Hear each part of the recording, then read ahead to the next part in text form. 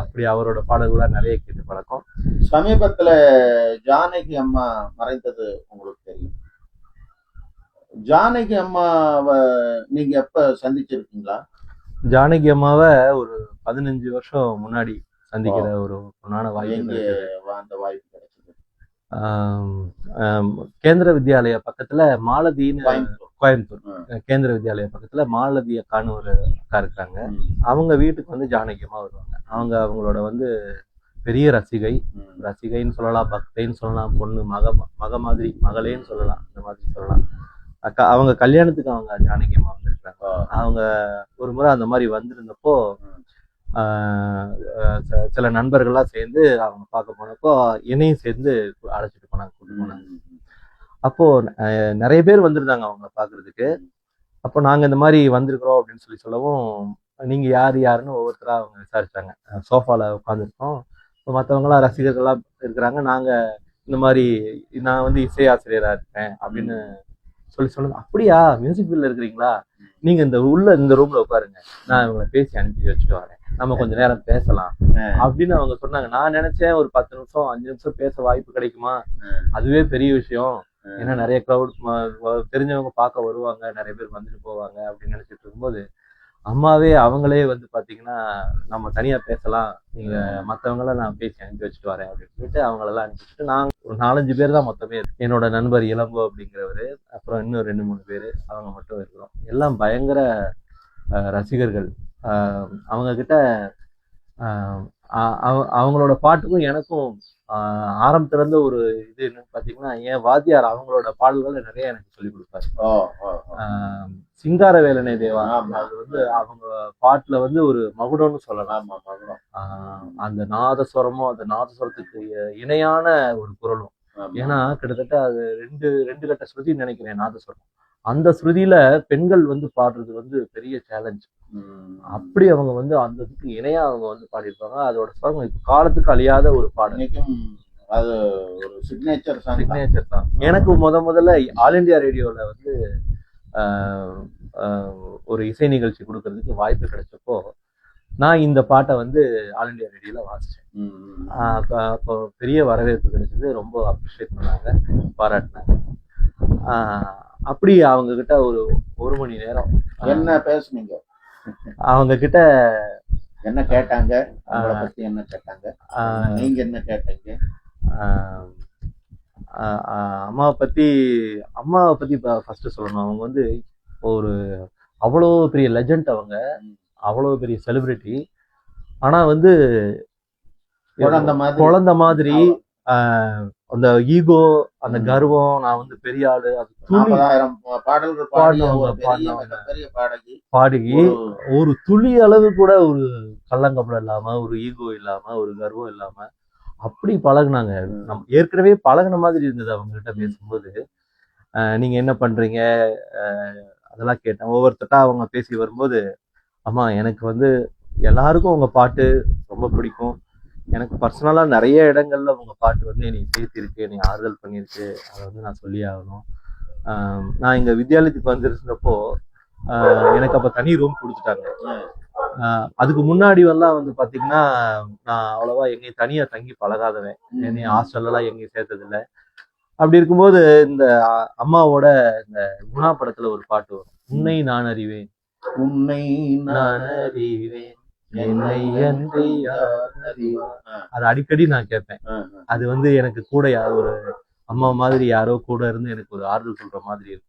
அடிக்கடி அதை கேட்பேன். அம்மா இந்த பாட்டு எனக்கு ரொம்ப பிடிக்கும், நீங்க பாடின பாட்டுல இந்த பாட்டு எனக்கு ரொம்ப பிடிக்கும், நான் அடிக்கடி கேட்பேன். அவங்க அப்ப யோசிச்சு பார்த்து, அப்படியா, அப்படி ஒரு பாட்டா, எங்க 2 வரைக்கும் பாடி காட்டுங்களேன். அவங்களுக்கு தெரிஞ்சிருக்கும், அதை என்னைய பாட சொல்லணுங்கிறதுக்காக, கேட்கணுங்கிறதுக்காக. அப்புறம் நான் இந்த பாட்டையும் பாடி காட்டினேன். நல்லா பாடுறீங்களே, குரல் நல்லா இருக்கே அப்படின்னு பாரு. அம்மா நீங்க சும்மா சொல்லாதீங்கம்மா அப்படின்னு சொன்னா, இல்ல நிஜமா சொல்றேன், நீங்க நல்லா பாடுறீங்க அப்படின்னு. இல்ல சும்மா நச்சுக்கலாம் சொல்லல, சுருதி சுத்தமா பாடுறீங்க, நல்லா பாடுறீங்க, நீங்க மியூசிக் வேற படிச்சிருக்கிறீங்க, கரெக்டா தான் பாடுறீங்க அப்படின்னு சொன்னாங்க. அப்புறம் நான் கொஞ்சம் சாங்ஸ் எல்லாம் அப்போவே கொஞ்சம் பாடல்கள்லாம் கம்போஸ் பண்ணி வச்சிருந்தேன். அத பாடுறதுக்கு நல்ல தனியா நீங்களே கம்போஸ் பண்ண பாடல்களையும் பாடி காட்டுனீங்களா? ஆமா பாடி காட்டினேன். அந்த மாதிரி பாடல்கள் இருக்கு. சிலது பாடி காட்டினேன். சிலதுக்கு பாடகர்கள் தேடி வேற குரல்ல பாட வைக்கணும் அப்படிங்கிற ஒரு ஆசை இருந்தது. பெரிய செலிபிரிட்டிஸ புகழோட இருக்கிறவங்களையும் பாட வைக்கணும் அப்படிங்கிற ஐடியாவும் மைண்ட்ல இருந்தது. அப்ப திடீர்னு அவங்க சொன்னாங்க, ஏன் யார் யாரையோ நீங்க தேடிக்கிட்டு இருக்கிறீங்க, நீங்களே நல்லா தானே பாடுறீங்க, நீங்களே பாட வேண்டியது தானே அப்படின்னாங்க. அம்மா கொஞ்சம் இனிமையா நல்லா இருந்தா நல்லா இருக்கும் அப்படின்னு நான் உங்க குரலே இனிமையா தான் இருக்கு. அம்மா இது வரைக்கும் யாரும் சொன்னது இல்லம்மா அப்படின்னு நான் சொன்னேன். இல்ல நீங்க பாடுங்க, நல்ல வரவேற்பு கண்டிப்பா கிடைக்கும் அப்படின்னு அம்மா சொன்னாங்க. அப்படி நான் கம்போஸ் பண்ண பாடல்கள்ல ஒரு பாட்டு வந்து ஸ்வராட்சரத்தோட இருக்கிற ஒரு சரஸ்வதி மேல ஒரு கீர்த்தனை. அது என்ன கொஞ்சம் பாடுங்க பார்க்கலாம், ஒரு 2 லைன். பாமாரி பொழிய வரம் தாதேவி நீ மதுர வீண கான சரஸ்வதி நீ நாத ஜனனி கலை வாணி பாமாரி பொழிய வரம் தாதேவி. அந்த சொரங்களோட வரிசையிலேயே அந்த சரிகமாங்கிற வரிசையிலேயே பாட்டும் இருக்கும், அதுக்கு பொருளும் இருக்கும். அந்த ஸ்வரஸ்தானத்திலையும் அந்த பாட்டு வரும். இது வந்து யூனிவர்சிட்டியில சிலபஸ்ல படிக்கும்போது முத்துசாமி தீட்சிதர் இவங்கெல்லாம் இந்த மாதிரி ஸ்வராட்சரங்கள்ல கீர்த்தனை பண்ணியிருக்காங்கன்னு அங்க படிச்சிருக்கிறோம். சரி ஒண்ணு தமிழ்ல ஒண்ணு இருந்தா எப்படி இருக்கும் அப்படின்னு ஒரு போட்டு பாத்தீங்க. அப்படி பண்ணி கம்போஸ் பண்ணி பார்த்ததுல இது வந்தது. இது வந்து ரொம்ப ரசிச்சாங்க. இப்படி இப்படி கை வச்சு கேட்டாங்க. அந்த அனுப்பல்லவிலாம் சாகரி கருணா சாகரி நீ சாகரி கருணா சாகரி நீ சதா பாத மதனை பணியும் செய் நான் பாமாரி பொழிய வரும் தாதேவி அப்படி சொரத்திலேயே வரும். சபாஷ் சபாஷ் சபாஷ் அப்படின்னு அவ்வளோ அதை ரசிச்சாங்க. அப்புறம் அது இல்லாம திரை இசை பாடலுக்கு தகுந்த மாதிரி ஒரு டூயட் பாடல்கள்ல சில பாடல்களும் கம்போஸ் பண்ணி வச்சிருந்தேன். அந்த பாடல்களையும் அம்மா கிட்ட இந்த மாதிரி இதையும் கம்போஸ் பண்ணி வச்சிருக்கிறேன்மா அப்படின்னு சொல்லி பாடி காட்டினேன். அவங்க ரொம்ப சீரியஸா கேட்டாங்க. சீரியஸா கேட்டாங்கன்னா இப்படி கணத்துல கை ரொம்ப கவனமா கேட்டாங்க. ரொம்ப ரசிச்சாங்க. தம்பி நல்லா பாடுறீங்க, நீங்க மெட்ராஸ்க்கு வாங்க, வாய்ப்பு தேடுங்க, கொஞ்ச நாள் கஷ்டமா தான் இருக்கும், ஆனா கண்டிப்பா உங்களுக்கு வாய்ப்பு கிடைக்கும். நீங்க ஆனா ட்ரை பண்ணாம இருந்தா கிடைக்காது, நீங்க ஆமா ட்ரை பண்ணணும் அப்படின்னு அவங்க சொன்னாங்க. ஆமாங்கம்மா கண்டிப்பா பண்ணணும்மா, நான் நினைச்சிருக்கிறேன் அப்படின்னு அவங்க கிட்ட சொன்னேன். ஆனா திரை இசை பக்கம் என்னால போக முடியல. அதற்காக மெனக்கடல அவங்க சொன்னது 100% உண்மை. ஆனா எனக்கு ஆமா பல பேர்கிட்ட வாய்ப்பு கேட்கணும், தேடணும், போகணும். எனக்கு சில பேருக்கு டக்குன்னு அமைஞ்சிருக்கும் அதிர்ஷ்டம். எனக்கு தங்கச்சி இருந்தாங்க, அவங்கள கல்யாணம் பண்ணி கொடுக்கணும். சில நிர்பந்தங்கள் இருக்கும் போது நம்மளால போக முடியல. நம்மள தேடி வரும்போது நம்ம ஏதாவது பண்ணலாம். அது வரைக்கும் கம்போஸ் பண்ணி வைக்கலாம், எழுதி வைக்கலாம். நீங்க போடுறது யூடியூப்ல நீங்க போட்ட பாடுறதுல நல்லா தான் இருக்கும். நீங்க கம்போஸ் பண்ணது நம்மளே அது மாதிரி பண்ணி யூடியூப்ல போடலாம். யாருக்காவது ஒருத்தருக்கு பயன்படும். கண்டிப்பா. வேற அம்மா என்ன சொன்னாங்க? இத பத்தி பேசணும். வேற அம்மா அவங்க பாடினதை பத்தி கேட்டீங்களா? பாட்டுகளை ஆமா நீங்க ஏதாவது எங்களுக்காக ஒரு பாட்டு பாடி காட்டுங்க அப்படின்னு நாங்க பேசணும். அப்போ ஊரு சனம் தூங்கிருச்சு பாட்டு ஒரு 4 வரி எங்களுக்கு பாடி காட்டினாங்க. மெல்ல திறந்தது கதவா. மெல்ல திறந்தது.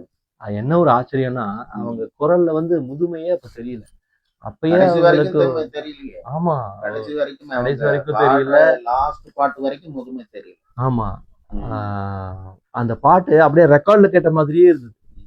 அவ்வளோ அந்த இனிமை மாறல, அந்த ஸ்ருதி குறையல, அதே பிட்ச்ல அப்படியே எடுத்தாங்க. இல்ல அவங்க ஒரு பன்முக திறமை தான். குழந்தை மாதிரியும் பாடுறாங்க, ஆண் மாதிரியும் பாடுறாங்க. என்னென்ன ஒரு நல்ல ஒரு இது கொடுத்தாங்க. நம்ம queen of expression and modulation இல்லையா? Queen of expression and modulation. எல்லாத்துக்குமே எல்லா இளையராஜா பாடல்களாகட்டும் எல்லா இதுலயுமே எது கேட்டாலும் உண்டு. ஆமா அத கண்ண மூடி கேட்டா கேட்கறவங்களுக்கு வந்து ஒரு வயதானவங்க பாடி இருக்கிறாங்கிற எண்ணமே வராது. குழந்தை மாதிரி எஸ்பி பாலசுப்ரமணியம் கூட கிண்டலா பாடுறது, சிரிச்சுக்கிட்டே பாடுறது, ஆமா அவர் மாதிரியே பாடுறது கூட ட்ரை பண்ணியிருக்காங்க. ஆமா மலர்வனம், ஆமா ஆமா பார்வை ஒருவனம், அந்த பாட்டெல்லாம் நான் பாடி காட்டுறேன் பாருங்க அப்படின்னு எஸ்பிபி முன்னாலேயே அவர் மாதிரியே ஒரு கிண்டலா கூட பாடு ஆமா பாடு ஒரு சனம் தூங்கிருச்சுன்னு பாடி காட்டுறேன். அந்த பாட்டு பாடி காட்டினாங்க. அப்புறம் மற்ற நண்பர்கள்ட்ட பேசும்போது அவங்களுக்கு ரொம்ப பிடிச்ச விஷயங்களை சொல்லும்போது அவங்களுக்கு வெண்ணெய் ரொம்ப பிடிக்கும் அப்படின்னாங்க. அவங்களுக்காக ஒரு நண்பர் வெண்ணெய் கொண்டு வந்திருந்தாரு. அம்மா அவங்களுக்காக வெண்ணெய் கொண்டு வந்திருக்கிறோம் அப்படின்னு சொல்லி. அப்போ வந்து விஐபி படம் அப்போ அந்த ஃபர்ஸ்ட் பார்ட் வந்து ரிலீஸ் ஆகி அது வந்து ரொம்ப பிரபலமா அப்பவே போயிட்டு இருந்தது. அப்போ அம்மா இது வந்து ஒரு ஒரு அந்த அவங்க மாலதி அக்கா அவங்க சொன்னாங்க, அம்மா இதை கண்ண மூடி கேட்டா அம்மாவும் பையனும் பாடுற மாதிரி உங்க வாய்ஸ் வந்து பார்த்தா அம்மா வாய்ஸ் மாதிரியே நம்ம பார்க்கும்போது தான் தெரியுது ஸ்கிரீன்ல பார்க்கும்போது, ஆனா குரல்ல கேட்கும்போது அம்மா மாதிரி ஃபீல் பண்ண முடியலம்மா, சின்ன பொண்ணு பாடுற மாதிரி தான் இருக்கு அப்படின்னு சொன்னாங்க. அதுக்கு அவ்வளோ அவங்க ரசிச்சாங்க, சிரிச்சாங்க, ரொம்ப சந்தோஷப்பட்டாங்க. அவங்களோட சந்திப்பை பத்தி சொன்னாங்க. இவளை நான் எப்படி சந்திச்சேன், ஒவ்வொரு ரசிகர்கள் எப்படி இருக்கிறாங்கிறத சொன்னாங்க. ஒருத்தர் வந்து ரத்தத்திலேயே அம்மாவுக்கு கடிதம்லாம் எழுதியிருக்கிறாங்க. அதை வந்து அம்மா கண்டிச்சிருக்கிறாங்க, இப்படிலாம் தப்பு, இதெல்லாம் இந்த மாதிரி எல்லாம் பண்ணக்கூடாது அப்படின்னு. இவங்க இந்த மாலதியக்கா இவங்களோட கல்யாணத்துல இந்த அம்மா வராட்டி நான் கல்யாணமே பண்ணிக்கிற மாட்டேன்னு மேடையில உட்கார மாட்டேன்னு இவங்க எந்திரிச்சிட்டாங்க. இவங்க எந்திரிச்சிட்டு அந்த நேரம் அவங்க அங்க வந்து உள்ள நுழைய இவங்க எந்திரிக்க 2 பேரும் பார்த்துட்டு ஸ்லோ மோஷன்ல ஓடி வந்து கட்டி பிடிச்சி கல்யாண மண்டபத்துல இருந்தவங்களாம் எந்திரிச்சு நின்று ஒரு எமோஷனல் ஆகி அந்த மாதிரிலாம் இவ கூத்து பண்ணிட்டா அப்படின்னு சொல்லி எங்ககிட்ட சொல்லி சிரிச்சாங்க. இல்ல அந்த மாதிரி பெருமைக்குரியவர் தான் ஜானகி அம்மா. ஏன்னா 20 மொழிகள்ல பாடுறதுங்கிற சாதாரண விஷயம். 48,000 பாடல்கள் 20 மொழியில பாடியிருக்காங்கன்னாக்கா எல்லா இசையமைப்பாளர்களும் சுதர்சனத்திலிருந்து தொடங்கி சுதர்சனத்திலிருந்து தொடங்கி லாஸ்ட் வரைக்கும் ஏஆர் ரஹ்மான் வரைக்கும் அவங்க பாடாத மியூசிக் டைரக்டர்கள் இல்லை அப்படிங்கிறது கண்டிப்பா. வேற என்ன, அவங்க கிட்ட இருந்து நிறைவா எல்லாம் பேசி அவங்க கிட்ட பிளஸ்ஸிங் வாங்கணும். பிளஸ்ஸிங் வாங்கினது மறக்கவே முடியாது. தலையில 2 கையும் வச்சு பிளஸ் பண்ணாங்க. பிளஸ் பண்ணிட்டு அம்மா ஒரு போட்டோ எடுத்துக்கிறோம் அப்படின்னு சொன்னப்போ இப்படி பக்கத்துல நின்று முத்தம் கொடுத்தாங்க. அது வந்து இப்ப நினைச்சாலும் அது வந்து மறக்கவே முடியாது. ஒரு கடவுள்கிட்ட, ஒரு தாய்கிட்ட, ஒரு கடவுள்கிட்ட, சரஸ்வதி கிட்டயே முத்தம் வாங்கின மாதிரி ஒரு என்ன ஒரு ஆச்சரியமான விஷயம்னா, அவங்க பெரிய செலிபிரிட்டி, அவங்க முத்தம் கொடுத்து டக்குன்னு எடுத்துடலாம். அவங்க போட்டோ கூப்பிடுங்க, நிக்க சொல்லுங்க, எடுக்க சொல்லுங்க அப்படின்னு சொல்லிட்டு அந்த கிளிக் விழுகிற வரைக்கும் எனக்கு முத்தம் கொடுத்துக்கிட்டே இருக்காங்க. எல்லாம் முத்தம் கொடுக்கறதுன்னா முத்தம் கொடுத்து எடுத்துருவாங்க. அதுதான் இயல்பு. அவங்களுக்கு பாருங்களேன் எந்த மாதிரி ஒரு குழந்தைத்தனமா அவங்க இருக்கிறாங்க அப்படின்னு. அந்த கிளிக் விழுகணும். ஏன்னா இது ஞாபகமா நீங்க வச்சுக்கிருவீங்கல்ல, எப்ப இருந்தாலும் நீங்க பார்த்து சந்தோஷப்படுவீங்கல்ல, நில்லுங்க அப்படின்னு சொல்லி எனக்கு அந்த போட்டோ எடுக்க அவங்க அதை லென்ஸ் எல்லாம் சரி பண்ணிட்டு அந்த போட்டோ எல்லாம் தொடச்சிட்டு அவங்க எடுக்கிற வரைக்கும் எனக்கு முத்தம் கொடுத்துட்டு இருந்தாங்க. அப்படி ஒரு பெரிய பாக்கியம். இல்ல அவரும் அந்த அம்மாவுடைய குரல் தான் தமிழ்நாட்டுல 72ல அந்த அளவுக்கு ஒரு பிரளயத்தை ஏற்படுத்துச்சு. அந்த அம்மா அந்த பாடின பாட்டு ஆமா தலைமுறை தாண்டிய ஒரு இசை. இப்போ ஒரு சில பாடகிகள்லாம் ஒரு அவங்க பீக் முடிஞ்சதும் ஒரு 10-20 வருஷம் முடிஞ்சதும் டல் ஆயிருவாங்க. ஆனா இவங்க வாய்ஸ் வந்து பாத்தீங்கன்னா அவங்களுக்கு அடுத்த இப்போ ஏஆர் ரஹ்மானோட கம்போசிங்ல நெஞ்சினிலே அதெல்லாம் கேட்டீங்கன்னா சத்தியமா ஒரு அவங்க வயசானவங்க பாடி இருக்கிறாங்கன்னு எவனுமே சொல்ல முடியாது. அந்த மாதிரி ஒரு அன்னக்கிளி பாடும்போது அன்னக்கிளி தேடுது பாத்தீங்களா, அந்த எந்த மாதிரி ஒரு ஆமா செந்தூரப்பூவே பாட்டெல்லாம் ஒரு அவார்டு, நேஷனல் அவார்டு. எனக்கு என்ன ஒரு பலவீனம்னா, இவங்க பாட்டுல எனக்கு ஒரு பலவீனம் ஒண்ணு இருக்கு. ஊர்ல வந்து பாத்தீங்கன்னா பஸ் வரும்போது பாட்டு போட்டு வர்ற பஸ்ல ஏற மாட்டேன். ஏறுனா இறங்க வேண்டிய ஸ்டாப்ப மறந்துடுவேன். பாட்டை கேட்டுட்டே பாட்டு 10 பாட்டுக்கு போனா 2 கிலோமீட்டர் 3 கிலோமீட்டர் கணக்கு வச்சுட்டு போவாங்க. நான் பல முறை கண்டக்டர்கிட்ட திட்டு வாங்கி வேற ஊர்ல இறக்கி விட்டுருக்காங்க. ஒரு சில சமயம் என் ஊர்ல இருந்து கிளம்பி போய் சேர வேண்டிய ஊருக்கு போய் திருப்பி வண்டி என் ஊருக்கே வந்து என்னை இறக்கி விட்டுருச்சு. அந்த அளவுக்கு பாடல்கள் மேல ஒரு லைஃப். அங்க எல்லாம் பாத்தீங்கன்னா எல்லா வண்டியிலயும் பாத்தீங்கன்னா காதோரோ வண்டி எங்க ஏறினாலும் வண்டியில வந்து பாத்தீங்கன்னா இளையராஜா ஹிட்ஸ், அதுல எஸ்பிபி ஜானகி இவங்க ஹிட்ஸ், இந்த பாட்டு தான் இந்த மாதிரிதான் ஓடிக்கிட்டு வரும். செந்தூர பூவே பாடினது, கொஞ்சம் சலங்கை, அதெல்லாம் பாடின அம்மா தான் இஞ்சி எடுப்பழகியும் பாடிச்சு. அந்த அம்மா தான் பாடினாங்க. ஆமா வந்து பாத்தீங்கன்னா அவங்க சகல கலாவல்லவன் எல்லாமே அதான் எக்ஸ்பிரஷன் மாடுலேஷன் அப்படிங்கிறது. ஆமா, அதனால மறக்க முடியாத நினைவு. அப்புறம் முடிஞ்சு கிளம்பி வரும்போது அவங்க கிட்ட எல்லாரும் சொல்லிட்டு வந்தோம். அப்படி சொல்லிட்டு வரும்போது நான் அவங்க கிட்ட ஒரு கோரிக்கை வச்சேன். அம்மா நீங்க என்னை மறந்துடக்கூடாது, நான் மறுபடியும் உங்களை பார்க்க வருவேன், அப்போ எனக்கு மறந்துருச்சுன்னு மட்டும் நீங்க சொல்லக்கூடாதுமா அப்படின்னு அவங்க கிட்ட ஒரு கோரிக்கை வச்சேன். பொண்ணைய போய் மறப்பனா? மறக்கவே மாட்டேன், நீ நாடி எப்படி சொல்லி கொஞ்சி அனுப்புனாங்க. அவங்க இந்த மாதிரி தவறிட்டாங்கன்னு கேள்விப்பட்டப்போ மனசு ரொம்ப பெரிய லாஸ். ஆமா, வயது இயற்கை எல்லாருக்குமே ஆமா அதுதான்.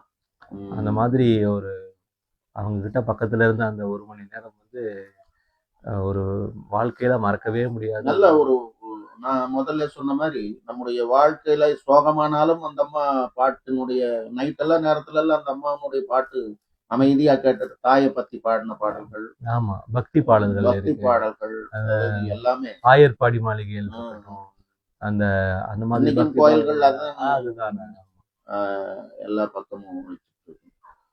அந்த அம்மாவுக்கு அவார்டு கொடுத்தாங்கல்ல, பத்மபூஷன் அவார்டு. ஆமா ஆமா, அது அம்மா வேண்டான்னு சொல்லிட்டாங்க அப்படின்னு சொல்லி. அதை பத்தி என்ன நினைக்கிறீங்க? அது வந்து கலைஞர்களுக்கு இருக்கிற அது ஒரு குணம். அது குணம். கிடைக்க வேண்டிய மரியாதை கிடைக்க வேண்டிய நேரத்துல கிடைக்கணும். ஆமா, அவங்க அது அந்த அம்மா அந்த மாதிரி சொல்லி கேட்டிருக்கிறேன். அதே மாதிரி இன்னொரு அம்மா சொல்லியும் கேட்டிருக்கிறேன். அவங்க வந்து அருணா ஸ்ரீராம்னு ஒரு அம்மா, கிட்டத்தட்ட அவங்களும் இந்த மாதிரி ஒரு முறை சொல்லி நான் வேற ஒரு நிகழ்ச்சிக்காக அவங்கள கேட்டிருந்தப்போ இந்த மாதிரி சொல்லி கேட்டிருக்கேன். அது கலைஞர்களுக்கு இருக்கிற ஒரு குணம். அவங்களுக்கு இதெல்லாம் எப்படி இருக்குதோ அது மாதிரி இவ்வளவு நாள் ஆச்சா என்னை கண்டுக்கிறதுக்கு அப்படின்னு அது ஒரு ஆதங்கம். அவங்கள விட வயசுல குறைஞ்சவங்களுக்கு முன்மரியாதையா கூப்பிட்டு அதை பண்ணிட்டு இவங்க இவ்வளவு காலமா இருக்கிறவங்களை வந்து கண்டுக்கிறாதப்போ அது வந்து அது உரிமையோட போடுற ஒரு செல்லமான ஒரு சண்டை மாதிரி. செல்லமான ஒரு சண்டை மாதிரி. ஆனா நம்ம தமிழ்நாடு அரசு கலைமாமணி விருது, ஒடிசா அரசு, கேரளா அரசு எல்லாமே அவங்கெல்லாம் வந்து நிறைய விருதுகள் கொடுத்து வாங்கியிருக்காங்க. ஆமா, ஒரு மேடையில அவங்க சொன்னது ரொம்ப ஆச்சரியமா இருந்துச்சு. அது ஒரு தேசிய விருது அவங்களுக்கு கிடைச்சு 4 முறை தேசிய விருது வாங்கியிருக்காங்க. அதுல ஒரு தேசிய விருது வாங்கியிருந்தப்போ இஞ்சி இடுப்பழகி பாட்டு 2 தடவை தமிழுக்கு 2 தடவை. அப்போ அந்த அம்மா ஒரு விஷயம் அப்ப நான் அந்த அவார்டு வாங்குறதுக்காக போயிருந்தேன். அப்பதான் வந்து சின்ன சின்ன ஆசை பாட்டு ரிலீஸ் ஆயிருந்துச்சு. அந்த பாடகி அவங்க பேரு மின்மினி, அவங்களுக்கு ஒரு நேஷனல் அவார்டு கிடைச்சிருந்தா நான் இன்னும் ரொம்ப சந்தோஷப்பட்டிருக்கேன் அப்படின்னு சொன்னாங்க. அது வந்து பெரிய விஷயம் இல்லையா, பெரிய ஒரு பெருந்தன்மை. நம்மளுக்கு ஒரு விஷயம் கிடைச்சது, தன்னை பத்தியே நினைச்சுக்கிட்டு இருக்கும்போது ஒரு புது குரல், இந்த மாதிரி ஒரு பாட்டு. அப்பதான் வந்து ஏஆர் ரஹ்மான் வந்து பீக்ல ரைஸ் ஆகி வந்துட்டு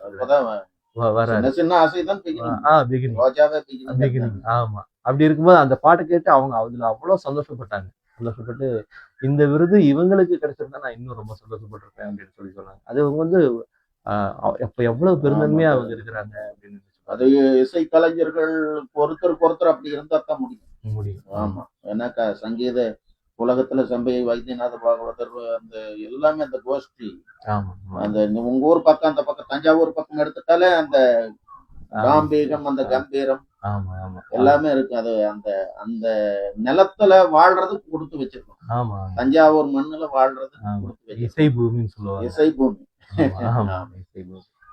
அம்மாவை பத்தி பேசுவதற்கு ஒரு வாய்ப்பு நமக்கு கிடைச்சது. ஏன்னா நீங்க அம்மா கூட பழகிறதுக்கு 1 மணி நேரம் வாய்ப்பு கிடைத்ததுங்கிறது பெரும் பாக்கியம், உங்களுடைய வாழ்க்கையில பெரும் பாக்கியம்.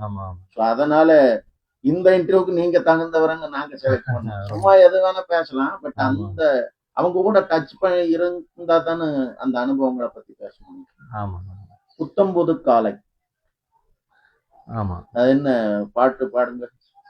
புத்தம்புது காலை. என்ன ராகம்? பொன்னிற வேலை.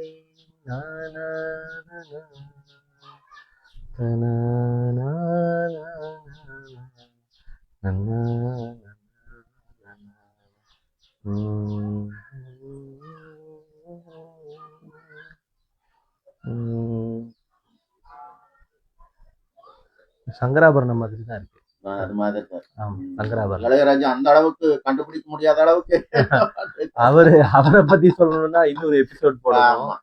செந்தூர பூவை பாட்டை பத்தி அந்த அந்த அந்த பிஜிஎம் மியூசிக்கே வந்து அவ்வளோ. ஆமா, ஒரு ஓப்பனிங்கே வந்து பாத்தீங்கன்னா அத பத்தி இளையராஜாவே சொல்றாரு. ஆமா, வந்து பாத்தீங்கன்னா அந்த மாதிரி அவர் மனசுக்குள்ள ஒரு தீம் வச்சிருப்பாரு. அது வந்து அந்த அந்த ஸ்கிரீனுக்கு சம்பந்தப்பட்டதா இருக்கும், அந்த உணர்வுக்கு சம்பந்தப்பட்டதா இருக்கும். அவரோட திருவாசகம் இதுல வந்து பாத்தீங்கன்னா கூட அந்த மாதிரி மேஜிக்லாம் பண்ணியிருப்பாரு. அந்த வண்டுகளை பத்தி அவர் சொன்ன ஒரு பாட்டு இருக்கும், மாணிக்கவாசர் சொன்ன பாட்டு இருக்கும். அதுக்கு வந்து பிஜிஎம்லாம் வந்து பாத்தீங்கன்னா வண்டுகள் பறக்கிற மாதிரியே ஒரு பிஜிஎம் போட்டிருப்பாரு. அதெல்லாம் வந்து பாத்தீங்கன்னா அந்த கிரியேட்டிவிட்டி, அவரோட படைப்பு திறன், அது எதுக்கு ரிலேட்டடா இருக்கோ அதை வந்து அப்படியே அந்த பிஜிஎம்ல கொண்டு வருவாரு, ஹம்மிங்ல கொண்டு வருவாரு. அந்த ஒரு சில பாடல் வந்து ஹம்மிங்லயே பிரபலமான பாடல்களா இருக்கும். அந்த மாதிரி காற்றில் எந்தன் கீதம், கீரவாணியில வந்து மறக்க முடியாத எந்தன் கீதம், காணாத ஒன்றை தேடு ஜானி. ஆமா, அழகு மலராட, அதுவும் அந்த அம்மா தான். ஆமா, அந்த அம்மா தான். எத்தனை கஷ்டத்தோட அந்த அம்மா பாடி இருப்பாங்க. ஒரு ஒரு பாட்டு தொலைக்காட்சி நிகழ்ச்சி நடத்தின ஒரு பாட்டு இதுல ஒரு பாடகி வந்து இந்த பாட்டை பாடுறாங்க. அப்போ இந்த அம்மா வந்து ஜட்ஜஸா இருக்கிறாங்க. மாலதிங்கிறவங்க அவங்க பேரு, அந்த பாடின பேரு மாலதி. அவங்களும் வந்து பாத்தீங்கன்னா இது மாதிரி கணவனால் கைவிடப்பட்ட ஒரு நிலைமையில இருந்து அந்த மாதிரி ஒரு சூழ்நிலையில இருந்து வந்து பாடுறாங்க. சுத்தமா அந்த உணர்வு அந்த பாட்டுல அப்படியே பீறிட்டு வந்தது. பாடி முடிக்கும் போது அவங்க அப்படியே உடஞ்சு அழுதுட்டாங்க. அதை பார்த்துட்டு இருந்துட்டு இந்தம்மா நாளையும் பொறுக்க முடியல.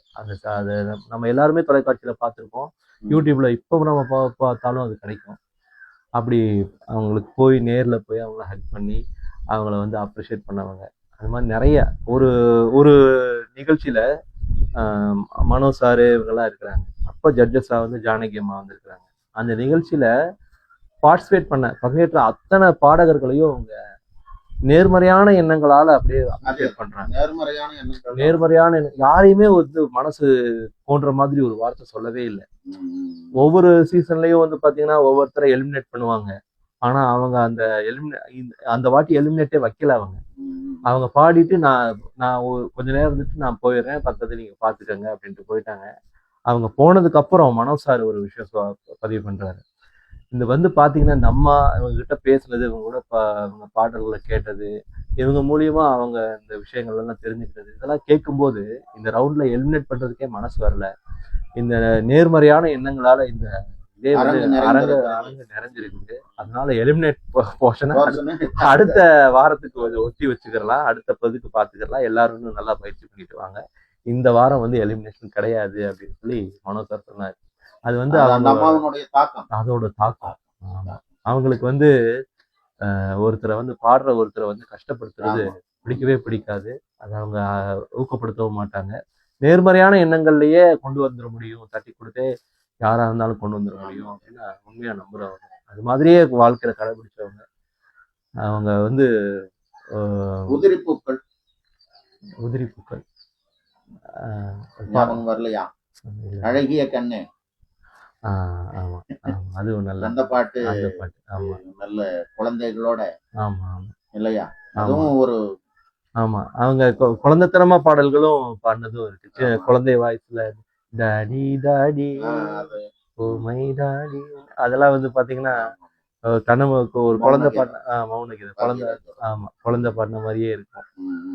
அது மாதிரி பாடவாவுன் பாடலை அந்த சுந்தரராஜன் படங்கள் பூரா இந்த அம்மாவனாலதான் அந்த பாடல்கள் பூரா பாடவாவுன் பாடலை உன்னை நான் சந்தித்தேன் எல்லாமே ஆமா நிறைய ஹிட்ஸ் இருக்கு. அவங்க பாடல்கள் ஹிட்ஸ் வந்து பேசணும்னா ஆமா பெரிய எபிசோட் எபிசோடே போறோம். ஆமா.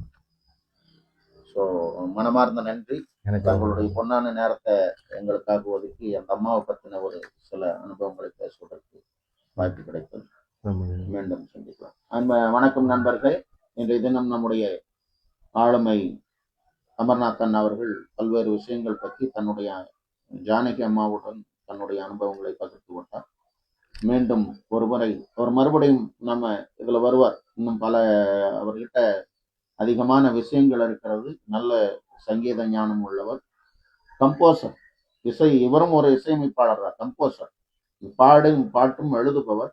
ஸோ அவரிடமிருந்து இன்னும் பல விஷயங்களை நாம் தெரிந்து கொள்வதற்கான வாய்ப்பு உண்டு.